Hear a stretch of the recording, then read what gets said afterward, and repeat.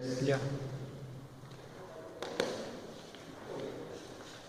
Hi friends, when this company called CC3 came to our campus for a pre-placement session, I was excited and exuberant enough to know that the place of posting was in Ghana, Africa. Africa always excited me as a child. So I did my homework, I searched in Google more about it.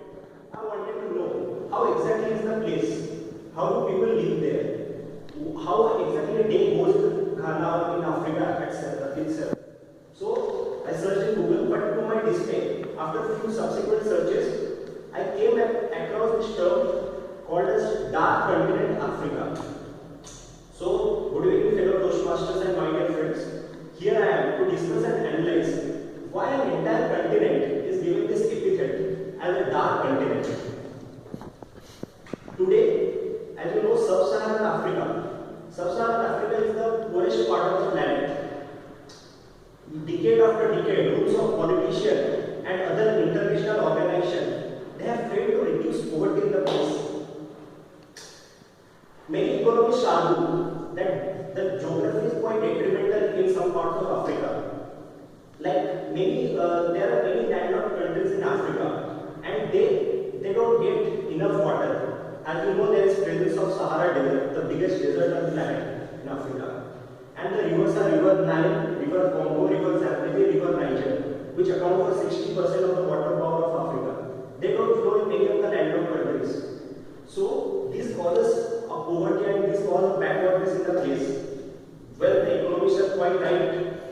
Africa itself is resource rich as well as poor. That is the paradox. Many multinational companies have set up their companies in Africa. They extract natural resources from the continent, but they don't pay taxes to the government where they are found. This is one of the major cause of the poverty in Africa. These revenues which company generate, it is kept among the local aristocrats and the local warlords. So the government itself suffers there.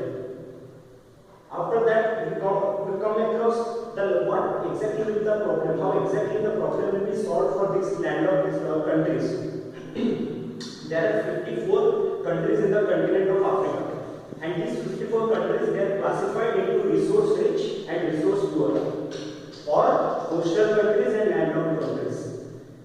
I believe international trade would be more than helpful than giving international aid to these countries. International trade, if they are given,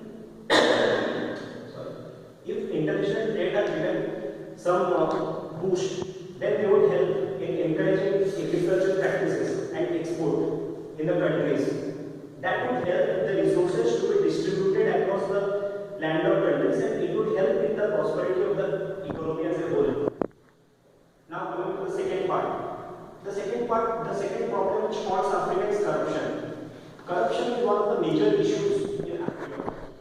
Then there are rumors war among the council and the government. Wars have taken the money out of the economy itself.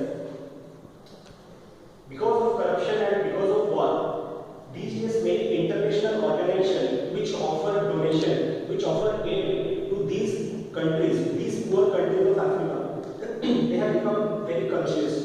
They want to know whether the money they offer to these countries, whether they are utilized well enough or not.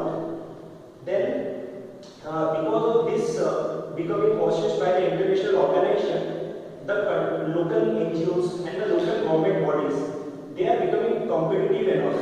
They want to know, they want to have a sense of competition so that they can achieve international fund very at once. As you know, the GDP of the landlocked countries of Africa, it is only 1% of the total GDP of the Africa. Many landlocked countries have GDP less than equal to $2,000 for the last 6 decades. So you can imagine the amount of poverty in these countries. There is another fact which causes backwardness in African nation. It is diseases. Most probably the waterborne diseases in Africa, like cholera, typhoid, diarrhea. WHO estimates around 4.5% of the total diseases burden of the world is because of waterborne diseases in Africa.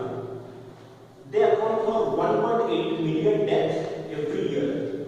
So how can a country prosper when the people die like flies there? Then HIV or AIDS.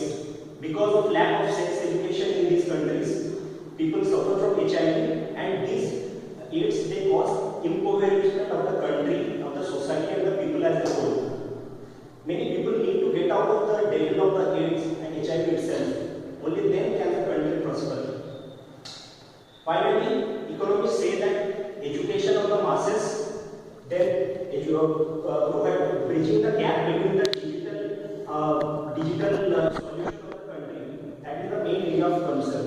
The people there need to be educated on the different diseases, how to maintain proper hygiene education, how to maintain proper hygiene, and how to know more about the latest technology like optic fiber, like basic technology like optic fibers, electronic grids, and all those electronic facilities that we enjoy. I believe when there will be improved of the electronic advances in the continent, the countries will prosper, and education can help the countries uplift themselves and be prosperous. Thank you.